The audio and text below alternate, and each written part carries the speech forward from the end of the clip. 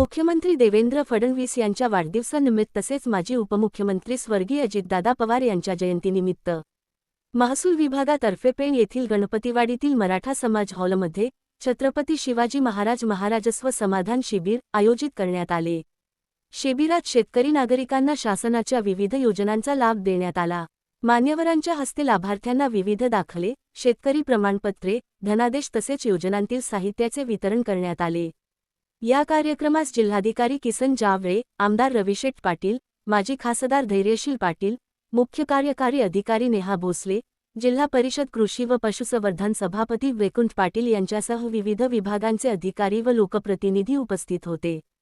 यावेळी उपस्थित मान्यवरांनी शासनाच्या योजना नागरिकांच्या दारापर्यंत पोहोचत असून शेतकरी व लाभार्थ्यांनी या योजनांचा जास्तीत जास्त लाभ घ्यावा असे आवाहन केले।